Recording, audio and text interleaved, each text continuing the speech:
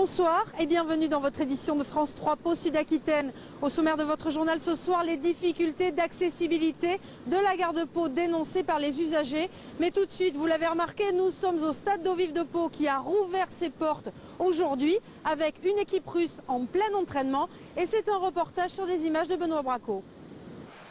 Les premiers bateaux depuis 5 mois et demi.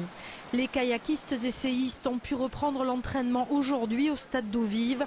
Une renaissance pour le site depuis la crue du 18 juin qui avait endommagé une digue en amont. Et c'est l'équipe de Russie qui a ouvert le bal.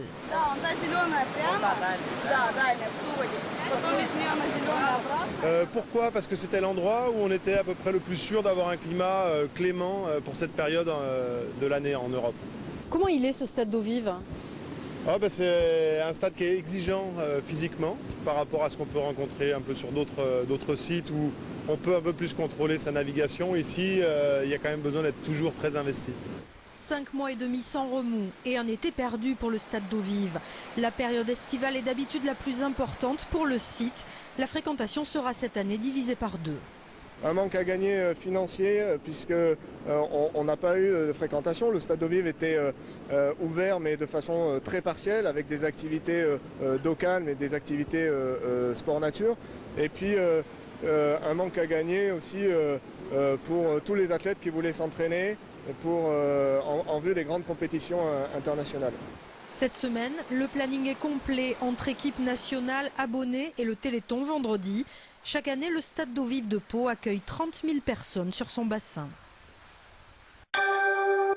Pas évident d'arriver jusqu'au quai de la gare de Pau pour prendre le train du matin quand on est avec une poussette. Le problème se repose au moment de monter dans la rame. Le quai trop bas ne facilite pas l'accès. Il nous a été très difficile effectivement d'accéder au quai.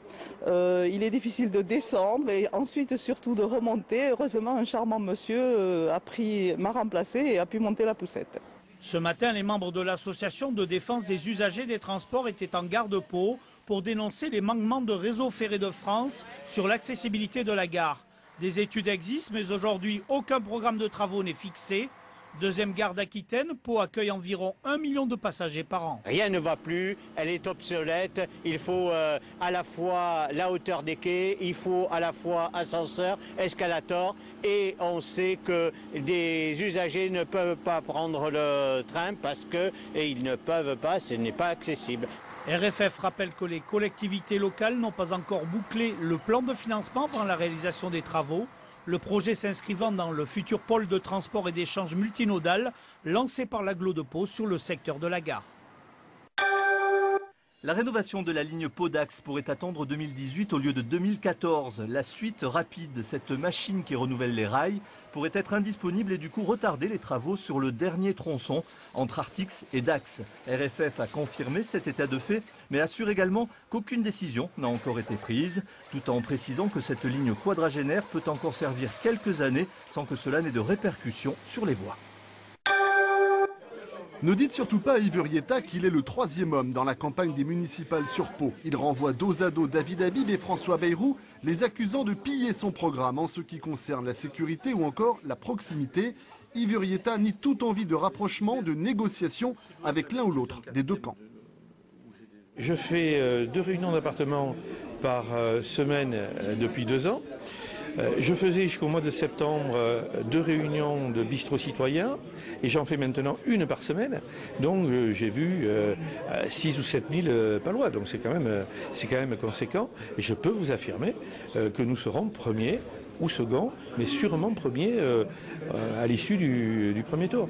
La priorité de l'ancien maire, c'est la baisse des impôts locaux, tout à fait réalisable selon lui en limitant les dépenses, en contrôlant mieux la masse salariale, mairie, agglomération. Et puis il y a le grand dossier, celui qui risque de peser lourd dans la campagne, le bus tram.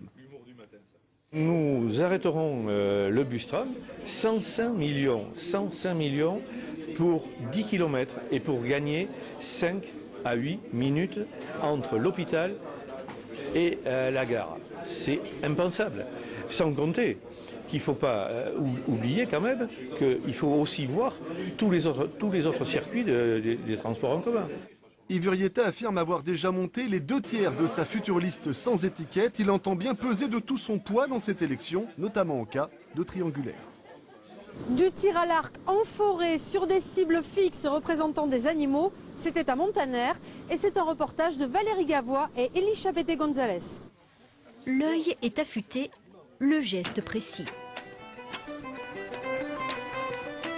Le temps d'un week-end, ces passionnés de tir à l'arc se sont retrouvés dans la forêt de Montaner, tels des Robins des Bois. Ce jour-là, plusieurs équipes s'affrontent sur un parcours bien défini. C'est un parcours nature, ce sont des cibles fixes d'animaux essentiellement, donc, qui se tirent entre 5 mètres et 40 mètres. Et c'est chaque archer qui doit juger la distance. Ici, la concentration est maximale, le silence de rigueur.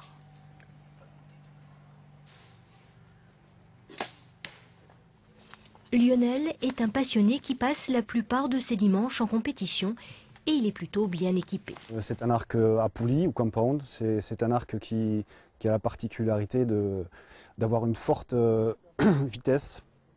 Alors sur ce genre d'arc-là, une flèche qui fait à peu près dans les 20-25 grammes est propulsée à plus de 340 km/h. Un sport qui demande donc beaucoup de maîtrise de soi et qui attire de plus en plus de femmes. On développe la musculature au fur et à mesure au tir à l'arc. Au début, on tire des petites puissances et au fur et à mesure, on arrive à tirer des puissances plus grandes et on acquiert de la musculature au fur et à mesure du temps. En Béarn, une dizaine de clubs proposent la pratique de ce sport ancestral en pleine nature. C'est la fin de cette édition, merci de votre fidélité. À suivre votre météo puis votre journal national. N'oubliez pas de nous rejoindre sur internet france3.fr. Je vous souhaite de passer une très belle soirée sur la 3 et à demain.